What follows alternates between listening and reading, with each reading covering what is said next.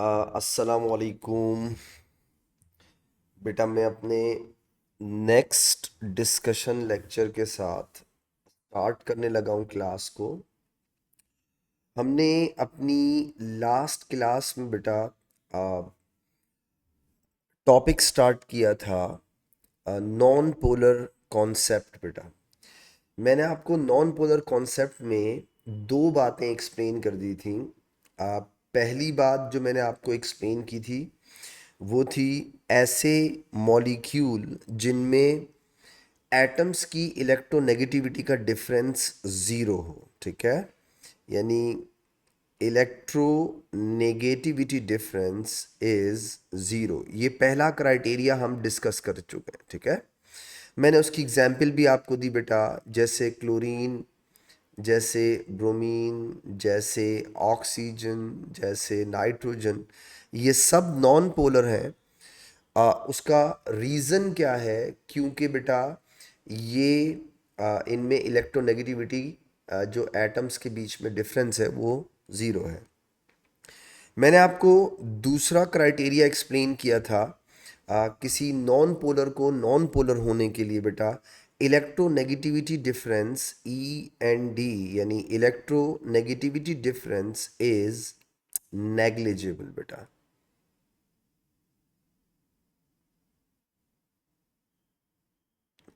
Negligible हो।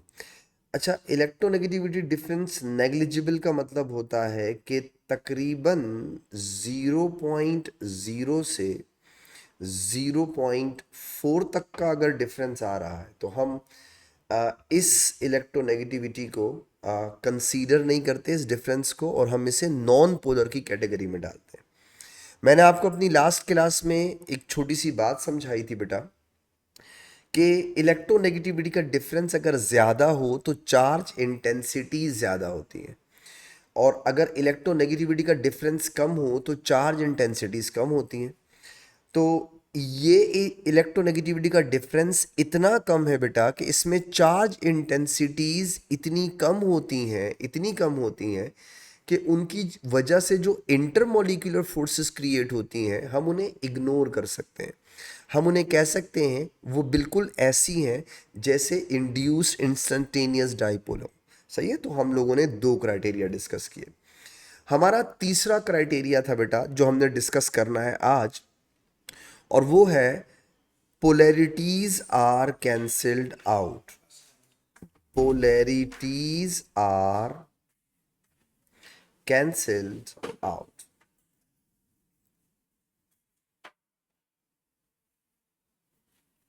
अच्छा, polarities are cancelled out का मतलब क्या है, यहां से हम आज स्टार्ट करेंगे। अपनी लास्ट क्लास में दो क्राइटेरियाज डिस्कस कर ली थी। polarities are cancelled out का मतलब क्या है? देखो बेटा, बेसिकली आप कह सकते हैं net force is zero. Net force is zero. Polarities cancel out का मतलब नेट फोर्स इज जीरो। मैं ऐसा क्यों कहता हूं कि पोलरिटीज आर कैंसिल्ड आउट या नेट फोर्स इज जीरो? उसका मतलब ये बेटा कि आपको ये बात पता होनी चाहिए कि इलेक्ट्रोनेगेटिविटी की डेफिनेशन में पहला वर्ड हमने क्या यूज किया है? फोर्स। जब आप इलेक्ट्रोनेगेटिविटी की डेफिनेशन करते हैं तो आप क्या बोलते हैं? Force of attraction which attract shared pair of electron. तो फोर्स होती है इलेक्ट्रोनेगेटिविटी। तो एक चीज तो कंफर्म हो गई कि इलेक्ट्रोनेगेटिविटी एक फोर्स है, और फोर्स एक वेक्टर क्वांटिटी है।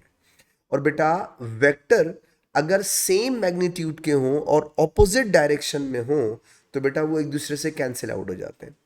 तो यानी बस आपने अपने दिमाग में ये बात रखनी है बेटा कि पोलैरिटीज बेसिकली वो जो नेगेटिव पॉजिटिव चार्ज है वो फोर्सेस हैं। उन फोर्सेस को अगर आप उनका वेक्टर निकालें और वो जीरो आए, यानी वो कैंसिल आउट हो रही हो, तो हम लोग किसी भी मॉलिक्यूल को नॉन पोलर कहेंगे। मैं एग्जाम्पल दूंगा तो मुझे उम्मीद है बात ज़रा अच्छी समझ में आ जाएगी आपको। मैं एग्जाम्पल देता हूं, जैसे फॉर एग्जाम्पल बेटा carbon dioxide, look at here, CO2, CO2, ठीक है। ऑक्सीजन इलेक्ट्रोनेगेटिव होता है, ऑक्सीजन इलेक्ट्रोनेगेटिव होता है तो बेटा कार्बन स्लाइटली पॉजिटिव हो जाएगा। अच्छा, अब अगर आप थोड़ा गौर करें, ऑक्सीजन अपनी तरफ इलेक्ट्रॉन खींचेगा, ये इलेक्ट्रॉन या फोर्स लगा के अपनी तरफ इलेक्ट्रॉन खींच रहा है, याद रखिएगा दिस इज अ फोर्स जो शेयर्ड पेयर को अपनी तरफ अट्रैक्ट करती है। इसी तरह लेफ्ट वाला ऑक्सीजन अपनी तरफ बेटा फोर्स लगा के शेयर्ड पेयर को खींचेगा। मैं कह रहा हूं पोलैरिटीज इज वेक्टर क्वांटिटी, तो बेटा अगर आप इसका वेक्टर निकालेंगे तो इसका रिजल्टेंट जीरो आएगा। इन दोनों का सम अप क्या हो जाएगा बेटा, जीरो। आप कहेंगे these polarities are cancelled out, तो इन दोनों का रिजल्टेंट क्या हुआ, जीरो। तो अगर पोलैरिटीज कैंसिल आउट हो रही हो किसी मॉलिक्यूल में तो मॉलिक्यूल क्या कहलाएगा, नॉन पोलर। अच्छा, मैं आपको एक छोटी सी एग्जांपल फोर्स से समझाता हूं, जरा गौर से देखिएगा, इसी बात को थोड़ा आसान करके समझाता हूं। लेट सपोज कि इधर सेंटर में एक ऑब्जेक्ट रखा हुआ है, उस ऑब्जेक्ट का नाम है सी, ठीक है। अगर आप इस ऑब्जेक्ट पे दो ऑपोजिट डायरेक्शन से सेम फोर्सेस लगाएं, सेम, सपोज करो बेटा आप कहते हैं 10 न्यूटन की फोर्स यहां लगाई, एंड सपोज करो बेटा आप कहते हैं कि आपने 10 न्यूटन की फोर्स इस ऑब्जेक्ट पे यहां लगाई। क्या मुझे बता सकते हो इस ऑब्जेक्ट पे नेट फोर्स क्या होगी, जीरो। तो बेटा आप कहेंगे इसकी नेट फोर्स क्या हो गई, जीरो। मॉलिक्यूल क्या कहलाएगा, नॉन पोलर। तो अगर कभी आपको कंफ्यूजन हो रही हो कि पोलैरिटीज कैंसिल आउट हो रही हैं या नहीं हो रही, तो उसका एक आसान तरीका क्या है कि आप ये चेक कर लें बेटा नेट फोर्स जीरो तो नहीं हो रही। सही है, मैं आपको एक एग्जांपल और देता हूं।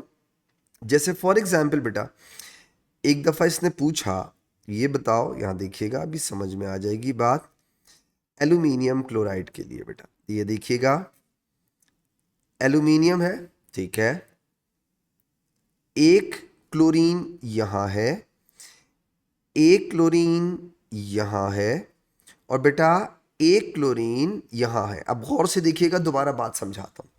ये देखो, ये स्लाइटली नेगेटिव, ये स्लाइटली नेगेटिव, ये स्लाइटली नेगेटिव, तो आपका एल्यूमिनियम स्लाइटली क्या हो गया, पॉजिटिव।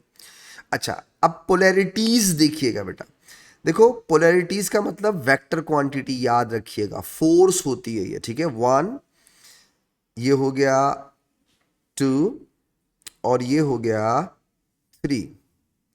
अब आप सोचें, अगर आप एक इन तीनों फोर्सेस को अगर आप वेक्टर क्वांटिटी कंसीडर करें बेटा, और इन तीनों का रिजल्टेंट निकालें आप, देखें क्लोरीन क्लोरीन क्लोरीन, तीनों डायरेक्शन के अंदर सेम फोर्स ऑफ अट्रैक्शन लग रही है, तो बेटा इनका रिजल्टेंट क्या आएगा, जब आप इनकी वेक्टर क्वांटिटी का रिजल्टेंट निकालेंगे, जीरो आएगा बेटा।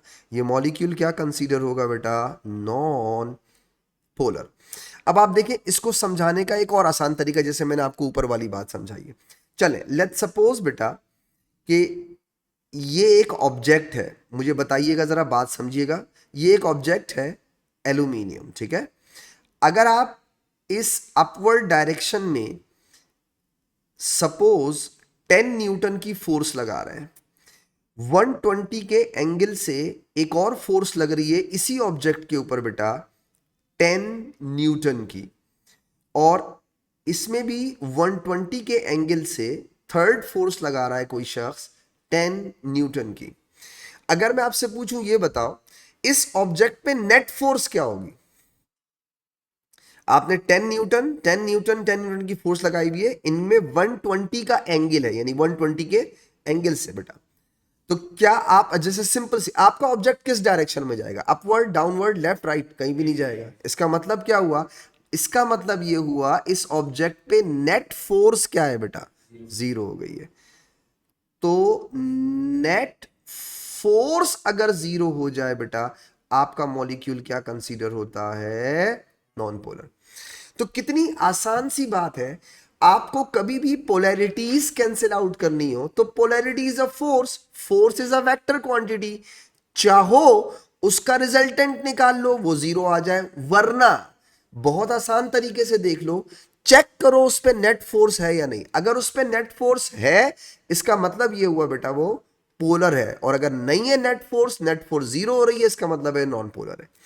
अब यहां आकर ना एक कंफ्यूजन क्रिएट होती है, उस कंफ्यूजन को सुनना, जरा थोड़ा तवज्जो देना। जैसे ना कुछ बच्चों के दिमाग में एक सवाल आता है कि सर, जैसे आपने कार्बन डाइऑक्साइड को जीरो कर दिया, ठीक है, आपने बोला नॉन पोलर है, पोलरिटीज कैंसिल हो रही है, नेट फोर्स जीरो है, तो सर हम वाटर को ऐसा क्यों नहीं करते? जैसे फॉर एग्जाम्पल एक बच्चे ने एक सवाल किया, सर ये ऑक्सीजन है, ठीक है, ये हाइड्रोजन है, ठीक है, ये हाइड्रोजन है, ठीक है, भाई हाइड्रोजन स्लाइटली पॉजिटिव होगा और ऑक्सीजन स्लाइटली नेगेटिव होगा, ठीक है, ये देखिएगा, ये पॉजिटिव और ये नेगेटिव। चले, अगर मैं कहूं कि ऑक्सीजन इस शेयर्ड पेयर को, हाइड्रोजन के शेयर्ड पेयर को अपनी तरफ खींचेगा, यानी इनके बीच में जो शेयर्ड पेयर होगा उसे अपनी तरफ खींचेगा, इधर से भी खींचेगा, ठीक है। अच्छा, अब अगर आप इसका रिजल्टेंट निकालें तो क्या आएगा? हाँ भाई, ये दोनों वेक्टर क्वांटिटी है ना बेटा, आप इसका रिजल्टेंट निकालें तो इसका रिजल्टेंट क्या होगा? जीरो।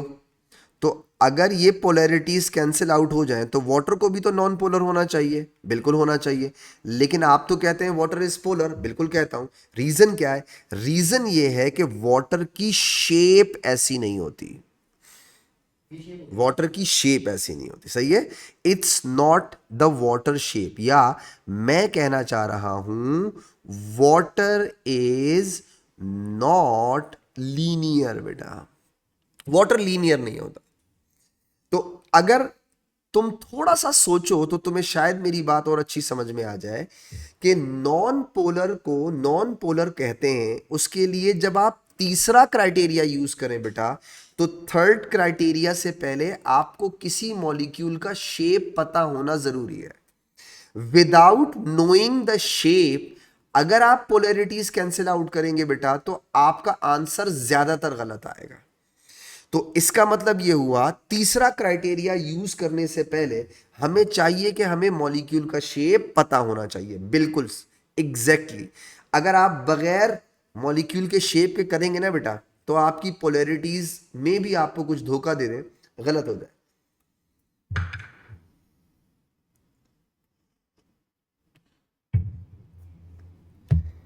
मेरी फोर्थ क्राइटेरिया बेटा, even distribution of electron, even distribution of electron बेटा। अच्छा, जो थर्ड क्राइटेरिया है, उसी क्राइटेरिया को फोर्थ वाला क्राइटेरिया मजीद एक्सप्लेन करता है। अगर कोई ये समझ रहा है कि थर्ड और फोर्थ सेम है तो भी सही है, कोई इशू नहीं है, थर्ड और फोर्थ सेम है। इवन डिस्ट्रीब्यूशन ऑफ इलेक्ट्रॉन, अगर किसी मॉलिक्यूल में इलेक्ट्रॉन की डिस्ट्रीब्यूशन इवन होगी तो वो मॉलिक्यूल नॉन पोलर होगा। पहले मैं आपको इसका बैकग्राउंड समझाता हूं, तो थोड़ा सा तवज्जो दीजिएगा बेटा, जरा थोड़ा कंसंट्रेट कीजिएगा, मैं ऐसा क्यों कहता हूं। चलते हैं थोड़ा सा, मैं कुछ चीजें आपको एक्सप्लेन करता हूं ताकि आपको इस स्टेटमेंट का मतलब समझ में आ जाए, फिर मैं आपको उसके साथ आगे चल के कुछ और डिटेल बताता हूं। जैसे फॉर एग्जाम्पल, अब अगर आपसे कोई शख्स ये पूछ ले कि HCl पोलर है या नॉन पोलर, तो आपका जवाब होगा HCl पोलर है, ठीक है। आपने कहा HCl पोलर है, पहला जवाब आपका। अब दोबारा सुनिए, ये बताएं HCl पोलर क्यों है? तो आप बोलेंगे इसलिए पोलर है कि एक पार्ट स्लाइटली नेगेटिव है और एक पार्ट स्लाइटली पॉजिटिव है। तो आपने दूसरा जवाब दिया। पहला जवाब क्या दिया? HCl पोलर है या नॉन पोलर? आपने कहा पोलर है, ठीक है। दूसरा जवाब आपने क्या दिया? मतलब आपसे सवाल पूछा गया ये क्यों पोलर है, आपने कहा नेगेटिव और पॉजिटिव चार्जेस की वजह से, पोलैरिटीज की वजह से। तीसरा सवाल सुनिए, इसमें पोलैरिटीज क्यों क्रिएट हुई है, वाई? तो अब आप क्या जवाब देंगे? ये स्लाइटली नेगेटिव स्लाइटली पॉजिटिव क्यों है, ये बताओ। एच में स्लाइटली नेगेटिव पॉजिटिव क्यों नहीं आते? इसमें स्लाइटली नेगेटिव पॉजिटिव क्यों आते हैं? तो अब क्या जवाब दोगे? आप बोलोगे डिफरेंस इन इलेक्ट्रोनेगेटिविटी है, डिफरेंस ऑफ इलेक्ट्रोनेगेटिविटी है। अब मेरा आखिरी सवाल, इस डिफरेंस ऑफ इलेक्ट्रोनेगेटिविटी से ऐसा क्या हो जाता है कि पोलैरिटीज क्रिएट होती हैं और पोलैरिटीज वाले के बाद आप उसे पोलर कह देते हैं? ये मेरे लाइन से सवाल थे। मेरा पहला सवाल क्या था बेटा, ये पोलर है या नहीं है? आपने कहा पोलर है। मेरा दूसरा सवाल था ये पोलर क्यों है? तो आपने कहा इसमें पोलैरिटीज है। मेरा तीसरा सवाल था पोलैरिटीज क्यों है? आपने कहा डिफरेंस इन इलेक्ट्रोनेगेटिविटी है। अब मेरा चौथा सवाल आपसे है, डिफरेंस इन इलेक्ट्रोनेगेटिविटी से क्या होता है? तो अब आप क्या जवाब दे रहे हैं सुनिए। आपने कहा डिफरेंस इन इलेक्ट्रोनेगेटिविटी से ये होगा कि इसमें जो शेयर्ड पेयर ऑफ इलेक्ट्रॉन है वो क्लोरीन की तरफ ज्यादा होगा और हाइड्रोजन की तरफ कम होगा। तो क्या क्लोरीन की तरफ इलेक्ट्रॉन का ज्यादा हो जाना और हाइड्रोजन की तरफ इलेक्ट्रॉन का कम हो जाना, मैं कह सकता हूं इस इलेक्ट्रोनेगेटिविटी के डिफरेंस से इस मॉलिक्यूल में अन इवन डिस्ट्रीब्यूशन हो गई है ऑफ इलेक्ट्रॉन? यस और नो? कह सकता हूं ना? इस मॉलिक्यूल के अंदर अनइवन डिस्ट्रीब्यूशन ऑफ इलेक्ट्रॉन हो गई है। अब मैं आपको एक और एग्जाम्पल से इसको और एम्फेसाइज कर देता हूं। ये बताओ हाइड्रोजन में ऐसा क्यों नहीं हो रहा?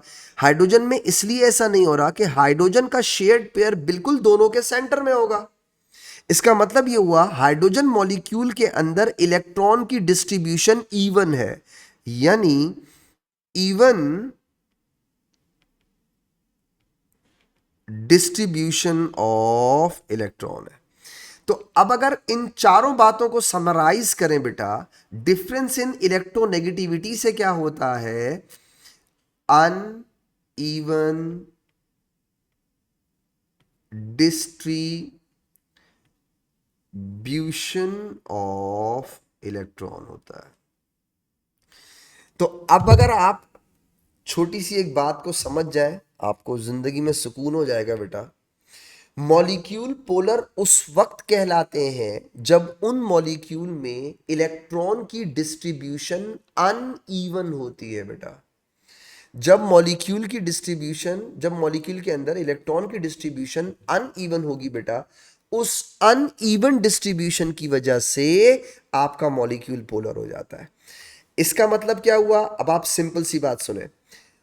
पोलर मॉलिक्यूल जिनमें अनइवन डिस्ट्रीब्यूशन हो ऑफ इलेक्ट्रॉन की, और नॉन पोलर जिनमें इवन डिस्ट्रीब्यूशन हो। अब आप गौर से देखिएगा, उसी थर्ड वाली बात को मैं मजीद एक्सप्लेन कर रहा हूं, गौर से देखिए।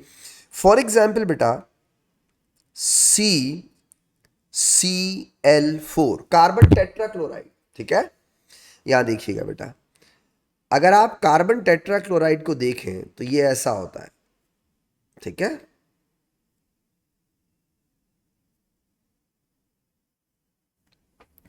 आप देखें इस कार्बन सेंटर को चारों तरफ से इसमें इक्वल फोर्स ऑफ अट्रैक्शन लग रही है, यानी क्लोरीन इक्वल फोर्स से शेयर्ड पेयर अपनी तरफ, ये अपनी तरफ, ये अपनी तरफ, ये अपनी तरफ खींच रहा है। मैं कह सकता हूं इस CCl4 मॉलिक्यूल के अंदर इलेक्ट्रॉन की डिस्ट्रीब्यूशन इवन है बेटा, हर तरफ से सेम फोर्स लग रही है, तो इवन डिस्ट्रीब्यूशन ऑफ इलेक्ट्रॉन हो गई। इसीलिए ये मॉलिक्यूल क्या हो जाएगा? Non polar. वो मॉलिक्यूल जिनमें इवन डिस्ट्रीब्यूशन ऑफ इलेक्ट्रॉन हो पूरे मॉलिक्यूल के अंदर, हम उस मॉलिक्यूल को कहते हैं वो नॉन पोलर है। इस बात को एक और चीज से समझ लें। लेट्स सपोज बेटा, यहां देखिएगा, अगर मैं इस CCl4 के एक Cl को हटा करके H लगा देता हूं, जरा देखें। फॉर एग्जाम्पल C, ये Cl, ये Cl, और इधर मैंने लगा दिया H।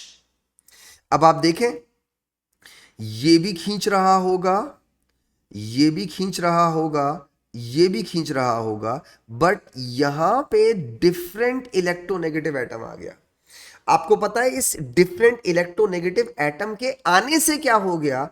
आपके मॉलिक्यूल के अंदर अनइवन डिस्ट्रीब्यूशन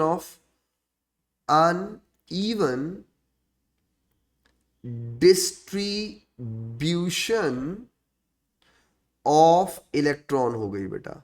और अगर किसी मॉलिक्यूल में अनइवन डिस्ट्रीब्यूशन ऑफ इलेक्ट्रॉन होगी बेटा, वो मॉलिक्यूल क्या हो जाएगा? पोलर हो जाएगा।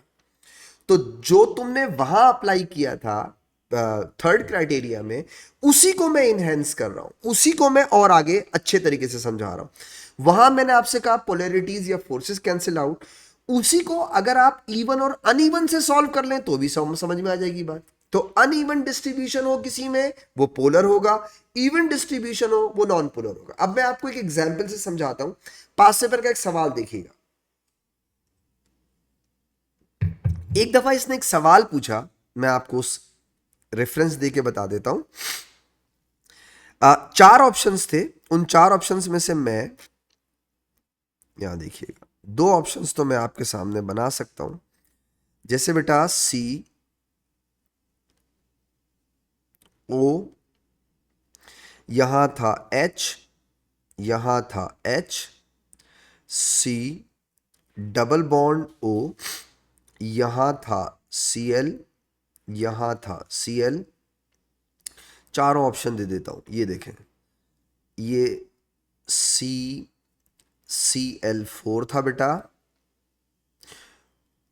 और ये C डबल बॉन्ड, इधर H, इधर H, यहां Cl था और यहां Cl था। गौर से देखिए, इसे उसने कहा ऑप्शन ए, इसे उसने कहा ऑप्शन बी, ये सी और ये डी था बेटा। ठीक है, अब इस सवाल से इंशाल्लाह आपको बात और अच्छी समझ में आ जाएगी। यहां देखिए, उसने सवाल में पूछा बच्चों से, ये बताओ इन चार मॉलिक्यूल में which molecule is most polar.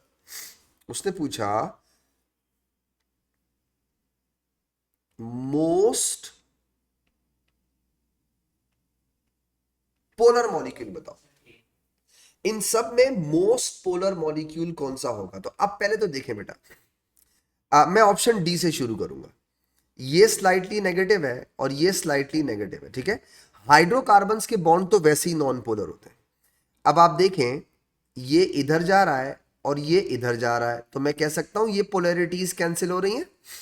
तो ऑप्शन डी तो, सॉरी, ऑप्शन डी जो है बेटा वो तो नॉन पोलर हो गया।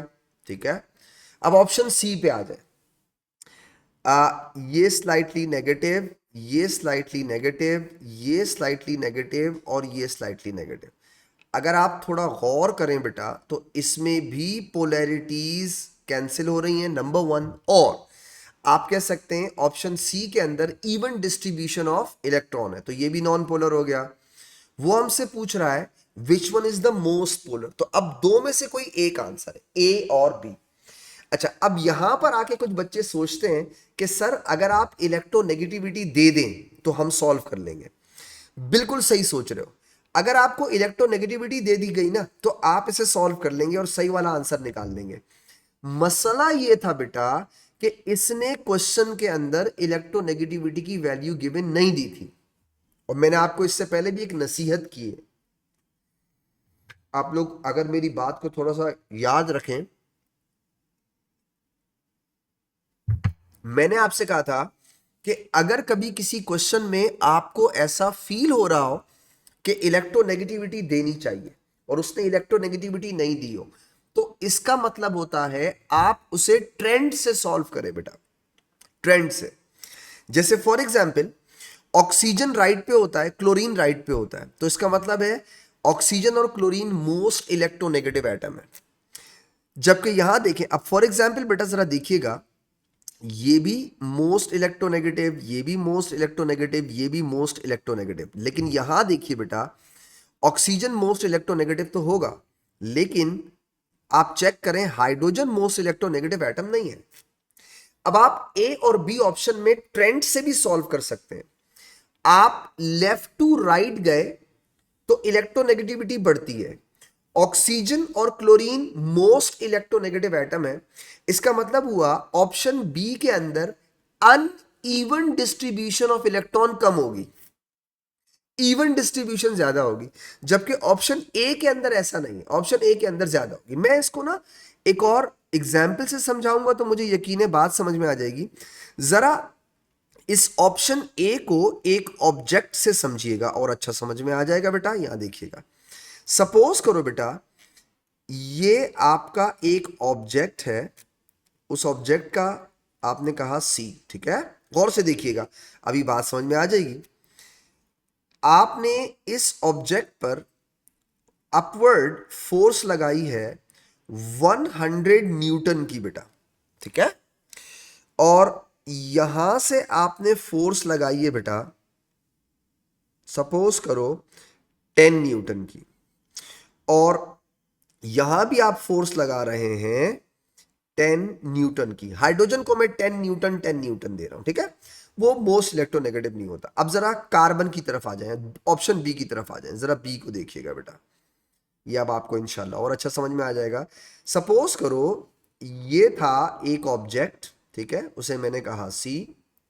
इस ऑब्जेक्ट पे एक तरफ से फोर्स लग रही हो बेटा 100 न्यूटन की, दूसरी तरफ से फोर्स लग रही हो 95 न्यूटन की, और इस थर्ड तरफ से फोर्स लग रही हो बेटा 95 न्यूटन की। अब आप गौर से देखिए, आपको बात समझ में आ जाएगी इंशाल्लाह इससे बेटा, ट्रेंड से कैसे सॉल्व होता है। ऑप्शन ए को गौर से देखिए बेटा, ऑप्शन ए और ऑप्शन बी के अंदर किसमें नेट फोर्स ओवरऑल ज्यादा है? ओवरऑल हायर नेट फोर्स किसमें? ए है। अगर आप इन दोनों को गौर से देखें तो आप कहेंगे, ऑप्शन बी को देखें बेटा 100 न्यूटन 95 95, जबकि पहले वाले में ऑप्शन ए में 100 न्यूटन 10 न्यूटन 10 न्यूटन। तो ज्यादा ओवरऑल नेट फोर्स किसमें? ए में। तो आप कह रहे हैं overall net force is higher.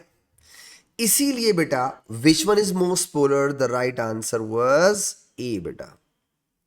अच्छा, अब मैं आपको मैं इसमें एक छोटी सी चीज आपके साथ और शेयर कर लूं ताकि आपको मेरी बात समझ में आ जाए। अगर आपको इलेक्ट्रोनेगेटिविटी दे देता तो ये क्यों जल्दी सॉल्व हो जाता? Let me explain. ये देखिए बेटा, बहुत जल्दी सॉल्व हो जाता। ऑक्सीजन की इलेक्ट्रोनेगेटिविटी होती है 3.5, जबकि क्लोरीन की इलेक्ट्रोनेगेटिविटी होती है 3.0, ठीक है। कार्बन की इलेक्ट्रोनेगेटिविटी होती है 2.5। अच्छा, अब यहां देखिएगा, ऑक्सीजन की इलेक्ट्रोनेगेटिविटी है 3.5। ये जो मैंने फोर्सेस लगाई है मैं आपको इलेक्ट्रोनेगेटिविटी से समझा देता हूं। हाइड्रोजन की इलेक्ट्रोनेगेटिविटी होती है 2.1 और इसकी होती है 2.1 बेटा। अब आप देखें, अगर आपको इलेक्ट्रोनेगेटिविटी देता और फिर आपसे पूछता कि बताओ which one is most polar, तो आप चेक कर लेते इलेक्ट्रोनेगेटिविटी के डिफरेंसेस ज्यादा किसमें? ऑप्शन ए में। तो जहां इलेक्ट्रोनेगेटिविटी का डिफरेंस ज्यादा होगा वो मॉलिक्यूल उतना ज्यादा पोलर हो जाएगा, दैट्स इट। बट उसने हरकत क्या की थी? उसने इलेक्ट्रोनेगेटिविटीज नहीं दी, उसने डायरेक्ट सवाल पूछा, ये बताओ which one is most polar? इन दोनों में से ज्यादा पोलर, मतलब इन चार में से दो तो है ही नॉन पोलर, इन दोनों में से मोस्ट पोलर कौन सा होगा? Right answer is a. तो बेटा याद रखिएगा, इस दफा पहले भी रिपीट कर चुका हूं, वापस बोल रहा हूं, अगर कभी आपको ऐसा फील हो किसी क्वेश्चन में बेटा कि आपको इलेक्ट्रोनेगेटिविटीज गिवन होनी चाहिए और ना दे रहा हो, तो याद रखिएगा इसका मतलब होता है आपने उसे ट्रेंड से सॉल्व करना है। Left to right electronegativity increases और top to bottom electronegativity decreases. अच्छा, अब मेरे ये हो गए मेरे चार क्राइटेरिया। मैंने आपको पहला क्राइटेरिया क्या बताया? ऐसे मॉलिक्यूल जिनमें एटम्स के बीच में इलेक्ट्रोनेगेटिविटी का डिफरेंस क्या हो? 0। दूसरा मैंने आपको क्या बताया? जिनमें इलेक्ट्रोनेगेटिविटी का डिफरेंस क्या हो? नेग्लिजिबल। तीसरा, polarities forces are cancelled out. और चौथा, इवन डिस्ट्रीब्यूशन ऑफ इलेक्ट्रॉन। मैंने आपको चार क्राइटेरिया बताए।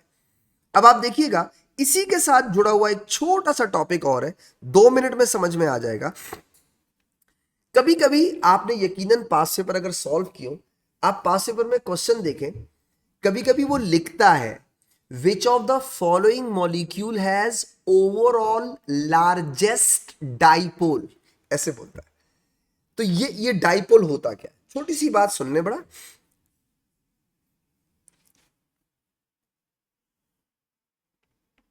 डाई, ये इसी नॉन पोलर कॉन्सेप्ट के साथ अटैच्ड कॉन्सेप्ट है, सही है। डाइपोल मोमेंट, डाइपोल मोमेंट बेटा, ये आपके पोलर नॉन पोलर कॉन्सेप्ट को और इनहेंस कर देगा, डाइपोल मोमेंट। अच्छा, डाइपोल मोमेंट को रिप्रेजेंट करते हैं ऐसे साइन से बेटा, ठीक है। इसके बारे में पहले कुछ बेसिक बातें बता दूं। सबसे पहली बेटा, what is dipole moment, definition क्या है, मेजर ऑफ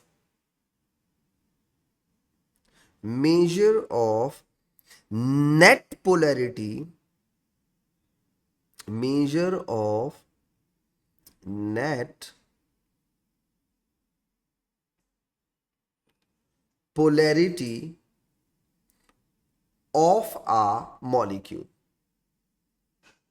अब आप सोचो, अभी जो मैंने आपको चार बातें बताई हैं, ये वही बातें तो हैं। कैसे, सिंपल भाई, मुझे बताओ, अगर नेट पोलैरिटी होगी तो पोलर हो गया, नेट पोलैरिटी नहीं होगी तो नॉन पोलर हो गया। मतलब अगर किसी मॉलिक्यूल की नेट पोलैरिटी यानी डाइपोल मोमेंट जीरो हो जाए, मॉलिक्यूल नॉन पोलर हो जाएगा।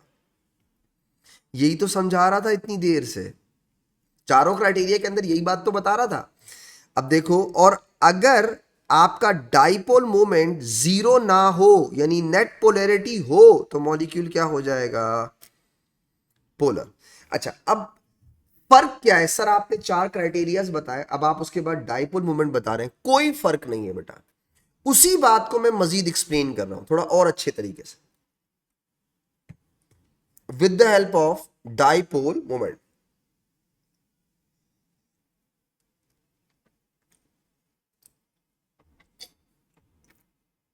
चले, इसका मतलब क्या होता है, मतलब समझिएगा जरा। अरे यार, ये स्क्रीन थोड़ी प्रॉब्लम कर रही है।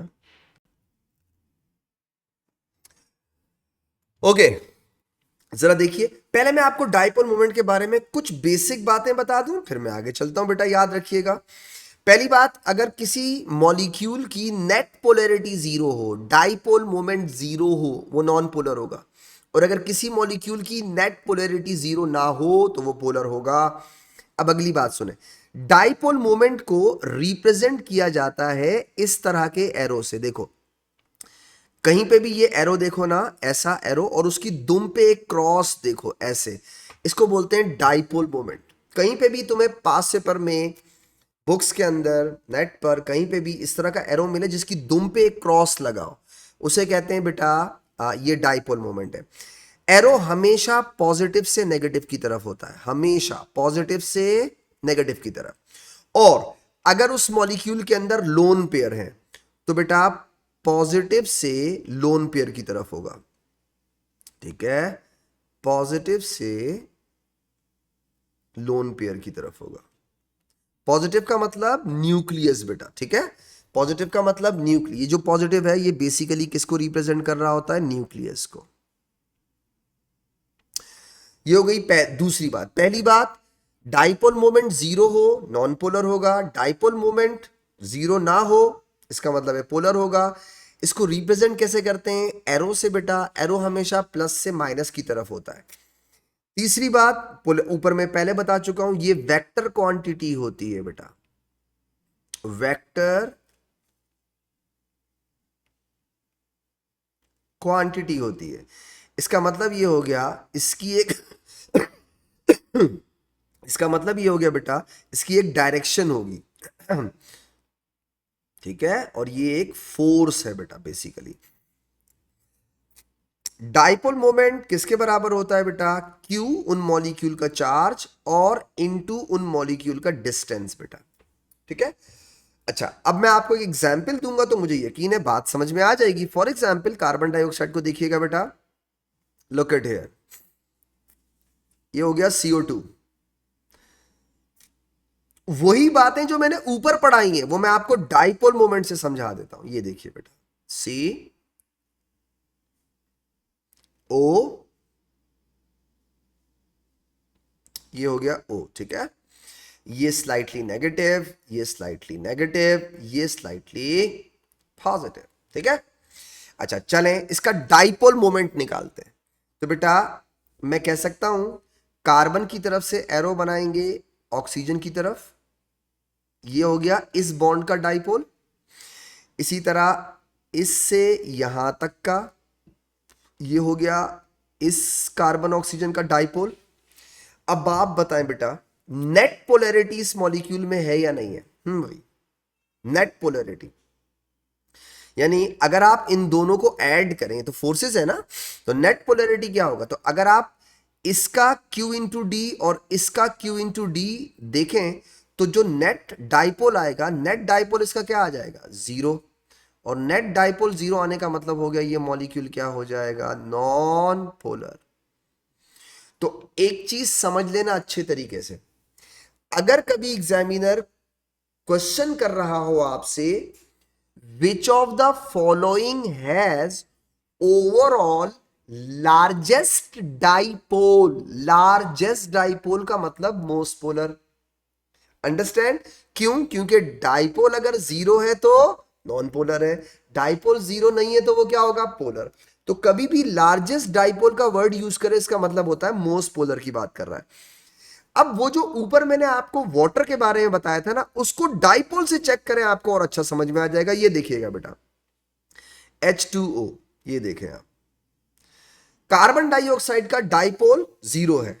जरा वाटर मॉलिक्यूल का डाइपोल निकाले ना, ये देखें आप, लुक एट हियर, ये H, ये देखिएगा बेटा ये हो गया H,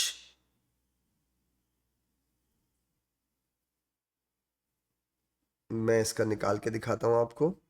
और याद रखिएगा इसके अंदर दो लोन पेयर होते हैं, ठीक है। ऑक्सीजन के अंदर कितने लोन पेयर होते हैं? दो।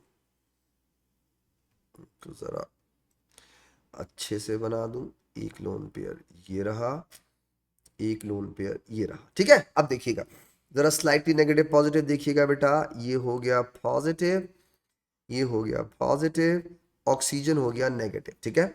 अब जरा इसका डाइपोल देखिएगा, वही बातें जो मैंने फोर्सेस से कराई हैं वही डाइपोल वाली बातें भी एक्सप्लेन कर रहा है। ये देखें, वन, पॉजिटिव से नेगेटिव बनाते हैं, ये हो गया टू। अब देखें बेटा इस ऑक्सीजन के न्यूक्लियस से आप लोन पेयर की तरफ बनाएंगे ऐसे बेटा, इस ऑक्सीजन के न्यूक्लियस से आप कहां बनाएंगे? लोन पेयर की तरफ ऐसे बेटा, यूं करके। अब आप गौर करें बेटा, चेक करें, वैसे भी जर्नल बात मुझे बताएं बेटा, क्या ऐसी ऐसी ऐसी और ऐसी फोर्सेस हो तो क्या ये फोर्सेस कैंसिल आउट हो रही हैं? नहीं। इसका मतलब ये हुआ इस मॉलिक्यूल का ओवरऑल डाइपोल मोमेंट जीरो नहीं है, इसीलिए ये मॉलिक्यूल क्या कहलाएगा बेटा? पोलर कहलाएगा। मैं आपको एक एग्जाम्पल और देता हूं, जरा यहां देखिएगा। For example sulphur dioxide SO2 को देखिएगा बेटा, SO2, सही है। सल्फर, ऑक्सीजन, ऑक्सीजन, सल्फर याद रखिएगा बेटा सल्फर ग्रुप 6 का होता है, ठीक है। और ग्रुप 6 के अंदर 6 इलेक्ट्रॉन होते हैं, तो बेटा एक इसमें लोन पेयर भी होगा, ठीक है।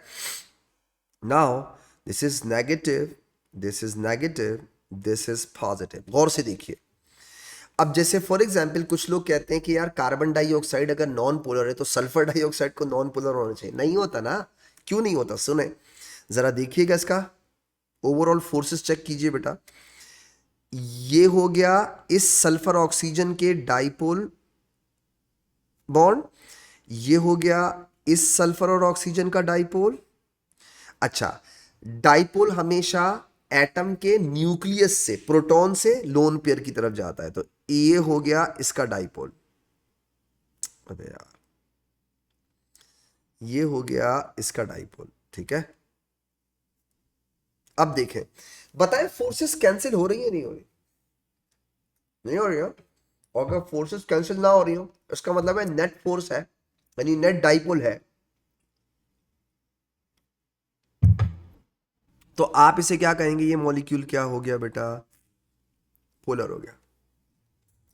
इसी तरह आप सल्फर ट्राइऑक्साइड को देख लें, SO3 को देखें, ये देखें बेटा SO3, ये होता है sulphur trioxide. Look at here,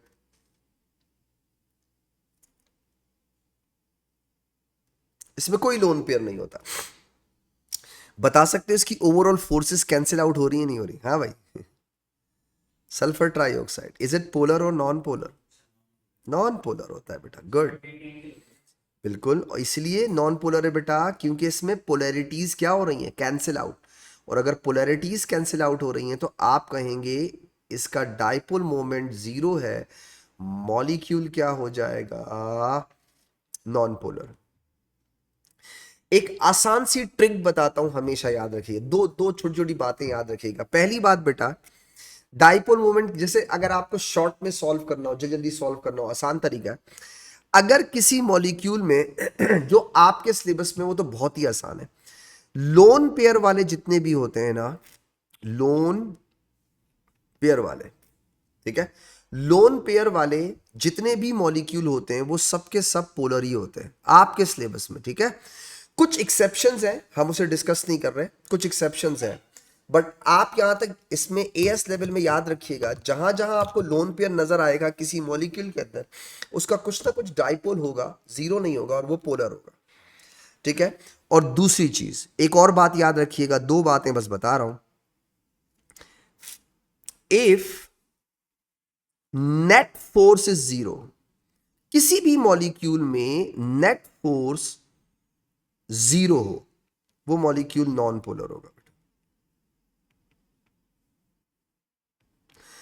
अगर आपको ये दो बातें याद रहेंगी ना, मुझे यकीन है बेटा इंशाल्लाह आपको कभी कोई प्रॉब्लम नहीं होगी। तो ये था हमारा नॉन पोलर कॉन्सेप्ट बेटा। मैंने आपको नॉन पोलर कॉन्सेप्ट के अंदर चार क्राइटेरियाज कराए और उन चार क्राइटेरियाज को मजीद एक्सप्लेन किया with the help of dipole moment बेटा, ठीक है। तो बेसिकली वो जो चार क्राइटेरियाज हैं, उन्हीं चार क्राइटेरियाज को डाइपोल मोमेंट भी एक्सप्लेन कर रहा होता है। तो मैंने पहले वो चारों एक्सप्लेन किए, उसके बाद मैंने आपको उसको डाइपोल मोमेंट से भी समझा दिया। यह हो गया नॉन पोलर, ठीक है।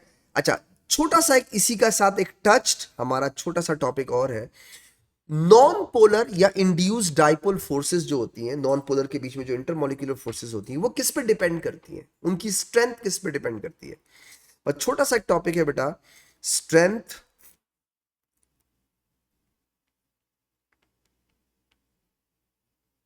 Factors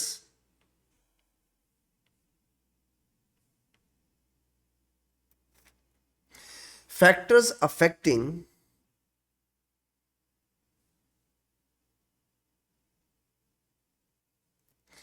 strength of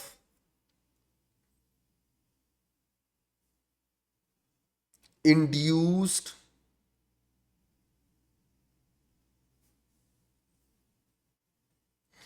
instantaneous dipole. Non polar के बीच में जो स्ट्रेंथ इफेक्ट करती है वो क्या होती है, वो किस चीजों पे डिपेंड करती है बेटा? दो चीजें हैं। नंबर वन, पहली बात तो ये है कि आपको याद होना चाहिए, ये बताओ कि ये जो इंड्यूस डाइपोल फोर्स क्रिएट होती है, ये किस वजह से क्रिएट होती है? शाबाश, रैंडम मूवमेंट ऑफ इलेक्ट्रॉन की वजह से, राइट। तो अगर इलेक्ट्रॉन ज्यादा होंगे तो रैंडम मूवमेंट ज्यादा होगी कम होगी? हम्म। तो पहला फैक्टर तो आपने मेरे से डेफिनेशन में भी पढ़ा हुआ, ठीक है। नंबर वन, पहला फैक्टर है बेटा number of electron, number of electron, number of electron. पहली बात हो गई बेटा नंबर ऑफ इलेक्ट्रॉन, ठीक है। एग्जाम्पल में आप लिख सकते हैं जैसे fluorine, chlorine, bromine and so on, iodine, ठीक है। ऊपर से नीचे आते हुए मेल्टिंग बॉइलिंग पॉइंट बढ़ते क्यों है? इसलिए बढ़ते हैं बेटा कि आपकी strength of induced dipole force बढ़ रही होती है। इसी तरह आप हीलियम, नियॉन, आर्गन वगैरह उसको ले सकते हैं नोबल गैसेस में। Top to bottom number of electron बढ़ते हैं तो इसका मतलब है आपकी स्ट्रेंथ ऑफ वैन फोर्स बढ़ेगी या इंड्यूस्ड डाइपोल बढ़ेगी। अच्छा अभी देखो, एक छोटा सा कंपैरिजन मैं आपको इसके बाद एक छोटा सा कंपैरिजन बताऊंगा इस strength of induced dipole force का। छोटी सी बात, जरा एक सवाल याद आ गया, मैं आपके साथ डिस्कस करूंगा। अभी आते हैं दूसरी बात पे, फिर मैं आपको एक सवाल बताता हूं। यहां देखिएगा, number 2, surface area. Surface area, अच्छा यहां मैं बच्चे अक्सर एक छोटी सी मिस्टेक कर देते हैं, मतलब सुनते नहीं है तो शायद फिर इसलिए मिस्टेक करते हैं। याद रखिएगा बेटा, सरफेस एरिया, सरफेस एरिया का वर्ड उस वक्त यूज करते हैं जब आप दो चीजों को कंपेयर कर रहे हो और उन कंपैरिजन में नंबर ऑफ इलेक्ट्रॉन सेम हो, तब हम यूज करते हैं सरफेस एरिया का वर्ड। जब दो चीजों में नंबर ऑफ इलेक्ट्रॉन सेम ना हो, हम सरफेस एरिया का वर्ड यूज ही नहीं करते। अब मैं एग्जाम्पल देता हूं, जैसे बेटा सपोज करो पेंटीन है C5H12 पेंटेन। अगर मैं इसके दो स्ट्रक्चर बनाऊं, ये देखिएगा, वन, अबे यार,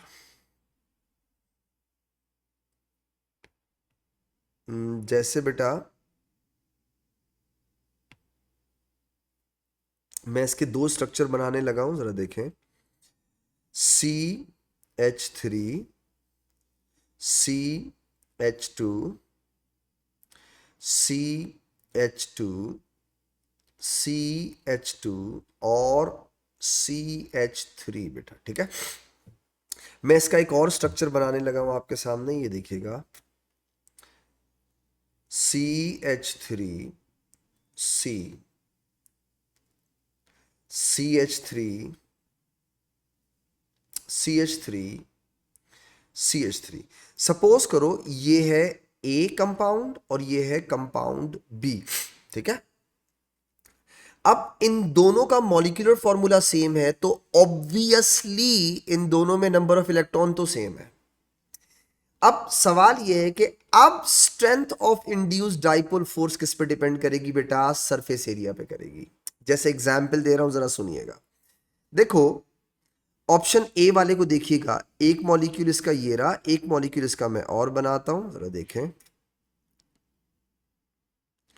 CH3, CH2, CH2, CH2, CH3। इसका भी एक मॉलिक्यूल और बनाता हूं, CH3, C, CH3। सपोज करो ये अलग अलग कंटेनर में लिक्विड्स रखे हुए हैं, हमसे पूछ रहा है बताओ इन दोनों लिक्विड्स में से किस लिक्विड का बॉइलिंग पॉइंट ज्यादा होगा या किस में इंड्यूस डाइपोल फोर्स स्ट्रॉन्गर होगी। और बहुत आसान है, जरा मेरी बात को समझिएगा बेटा। जैसे for example look at here, ये देखें, एक मॉलिक्यूल ये रहा, भाई ये क्या हो गया भाई, अगर मैं इसे,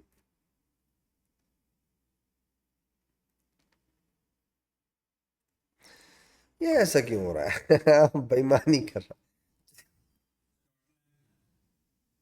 लेकिन वो भी वैसे ही हो जाएगा ना। मैं तो जरूर ट्राई करता हूँ, लेट्स सी, ये देखिए, मतलब अगर वो ऐसा ही हो जाए, नहीं, इन सब के साथ एक ही मसला है। खैर मैं डायरेक्ट समझा देता हूँ, कोई इशू नहीं। देखो बेटा ये एक मॉलिक्यूल ये रहा, ठीक है, और एक मॉलिक्यूल ये रहा, ठीक है। इसी तरह एक मॉलिक्यूल ये रहा बेटा और एक मॉलिक्यूल ये रहा, ठीक है, दो मॉलिक्यूल हो गए। अच्छा अब जरा ऑप्शन ए को गौर से देखिए। पहले वाले मॉलिक्यूल के अंदर जो इंड्यूस डाइपोल फोर्स होगी उसका एरिया ये वाला होगा, this is the area of attraction. मैंने इसे क्या कहा बेटा? This is area of attraction बेटा। इसी तरह इसके बीच में देखिए बेटा, this is area of attraction. आप चेक करें whose area of attraction is higher, A. इसीलिए बेटा boiling point of A will be more और boiling point of B will be less. तो क्या बात समझ में आई?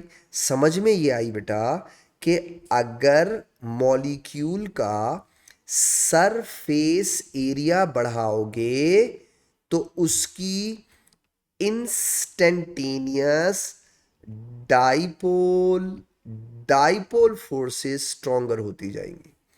अच्छा, एक छोटी सी चालाकी अक्सर तुम्हारे साथ और भी करता है एग्जामिनर, कभी कभी ना लार्ज सरफेस एरिया वालों को और स्मॉलर सरफेस एरिया वालों को एक और नाम से भी पुकारता है। जिनके सरफेस एरिया ज्यादा होते हैं ना, उन्हें अक्सर कहता है दे आर अनब्रांच्ड, ऐसे भी बोलता है। ठीक है, इन्हें कहता है अनब्रांच्ड। और जिनका सरफेस एरिया कम होता है बेटा, उन्हें कहता है ब्रांच। तो ये जरा चालाकी इसकी याद रखना बेटा, इन्हें कभी कभी ब्रांच्ड भी बोलते हैं। तो बस एक छोटी सी रिक्वेस्ट है मेरी आपसे, आई होप आप इन बातों का ख्याल रखेंगे। देखो बेटा, सरफेस एरिया वाला क्राइटेरिया उस वक्त तक यूज मत करना जब तक दो मॉलिक्यूल के अंदर क्या चीज सेम ना हो जाए, इलेक्ट्रॉन। अगर दो मॉलिक्यूल्स के अंदर इलेक्ट्रॉन डिफरेंट हैं तो बेटा आप उसके लिए वर्ड क्या यूज करोगे? नंबर ऑफ इलेक्ट्रॉन्स पास। हाँ, दो मॉलिक्यूल हो, कंपैरिजन करवा रहा हो और एक में इलेक्ट्रॉन और दूसरे में इलेक्ट्रॉन इक्वल है, फिर आपसे बोले कि बताओ अब कौन सा क्राइटेरिया इंप्लीमेंट होगा, तो फिर सरफेस एरिया होगा। तो सरफेस एरिया का वर्ड उस वक्त यूज किया करो या करते हैं जब दो चीजों में नंबर ऑफ इलेक्ट्रॉन क्या हो, सेम। अब देखो मैं आपको एक छोटी सी एग्जांपल और देता हूं। एग्जैक्टली, आइसोमर्स के अंदर सबसे ज्यादा यूज कर सकते हैं। अब मैं आपको ना इस एक छोटा सा सवाल और बताता हूं ताकि मेरी ये जो पहली वाली बात है ना, नंबर ऑफ इलेक्ट्रॉन वाली बात, ये आपको और अच्छी समझ में आ जाए। जरा यहां देखिएगा, बात समझाता हूं। देखो बेटा, हमें ये बात पता है कि hydrogen bond is stronger than permanent dipole, dipole is stronger than instantaneous dipole. ठीक है, ओके। अब जरा गौर कीजिएगा, इस नंबर ऑफ इलेक्ट्रॉन का मैं आपको एक वो बताता हूं, फैक्टर बताता हूं।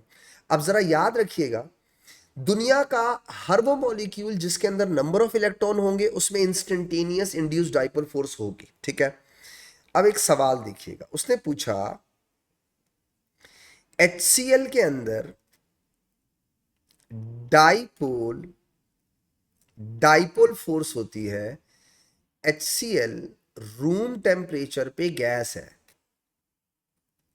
CCl4 नॉन पोलर है, अभी तो हमने किया था, polarities are cancelled out, dipole moment is zero. इसमें होती है इंस्टेंटेनियस डाइपोल, डाइपोल। और CCl4 रूम टेम्परेचर पे क्या होता है? लिक्विड। अब आप गौर करें, आप तो कहते हैं डाइपोल डाइपोल स्ट्रॉन्गर होती है, हाँ होती है, तो सर फिर यहां पर CCl4 लिक्विड क्यों है और HCl गैस क्यों है? डाइपोल को स्ट्रॉन्गर होना चाहिए तो डाइपोल वाले को लिक्विड होना चाहिए ना, ये तो उल्टा हो गया। नहीं हुआ। देखो बेटा, इंड्यूस इंस्टेंटेनियस डाइपोल हर मॉलिक्यूल के अंदर होती है। कुछ जगहों पर नंबर ऑफ इलेक्ट्रॉन इतने ज्यादा हो जाते हैं कि डोमिनेंट फैक्टर इंड्यूस और इंस्टेंटेनियस डाइपोल फोर्स होता है। फॉर एग्जांपल, HCl के अंदर डाइपोल फोर्स जरूर है, बट HCl के अंदर टोटल नंबर ऑफ इलेक्ट्रॉन है 18, जबकि CCl4 के अंदर अगर आप देखें तो 17, 4 प्लस 6, आई थिंक 74 हो गए, 74 इलेक्ट्रॉन होते हैं। ये देखिए बेटा, आपको पता है CCl4 लिक्विड क्यों हो गया? क्योंकि CCl4 की induce dipole dipole force of attraction HCl की induce dipole dipole force of attraction से स्ट्रॉन्गर हो गई। क्यों स्ट्रॉन्गर हो गई? नंबर ऑफ इलेक्ट्रॉन्स बहुत ज्यादा है। यानी अगर नंबर ऑफ इलेक्ट्रॉन्स बढ़ते जाएंगे तो वो उसकी स्टेट भी चेंज हो जाएगी। अब मैं आपको इसी की एक आखिरी एग्जांपल देके अपनी बात, हाँ मैं एग्जाम्पल देता हूँ। फॉर एग्जाम्पल बेटा, जैसे CH4 है, गैस है। C2H6 है, गैस है। C3H8 है, अभी भी गैस है, सब नॉन पोलर है। C4H10 गैस है। C5H12 से ऑनवर्ड लिक्विड हो जाएगा। मतलब इलेक्ट्रॉन इतने ज्यादा हो गए अब कि उसकी induced dipole force of attraction इतनी स्ट्रॉन्गर हो गई है कि उसने स्टेट चेंज कर दी है। तो हम इलेक्ट्रॉन्स को इग्नोर नहीं कर सकते। इंड्यूस्ड डाइपोल फोर्स या इंस्टेंटेनियस डाइपोल फोर्स जो होती है वो नंबर ऑफ इलेक्ट्रॉन बढ़ने से स्ट्रॉन्गर होती जाती है। और कभी कभी ऐसा भी होता है, जैसे HCl की एग्जांपल मैंने आपको दी, कि वो डाइपोल डाइपोल और हाइड्रोजन बॉन्ड से भी ज़्यादा स्ट्रॉन्गर हो जाएगी। इतने ज़्यादा अगर इलेक्ट्रॉन हो जाए तो हो जाएगा, दैट्स इट। तो अगर कभी बेटा कोई ऐसा सवाल आपके सामने आता है जिसमें वो डाइपोल डाइपोल की स्टेट को गैस बोल रहा हो और इंस्टेंटेनियस वाली को लिक्विड और सॉलिड बोल रहा हो, तो इसका मतलब है इलेक्ट्रॉन्स का कंपैरिजन करवा रहा है। आई होप आपको मेरी बात समझ में आ गई होगी। इंशाल्लाह इसको नेक्स्ट क्लास में कंटिन्यू करूंगा बेटा। तब तक के लिए इजाज़त दीजिएगा, दुआ में याद रखिएगा। अल्लाह हाफिज़।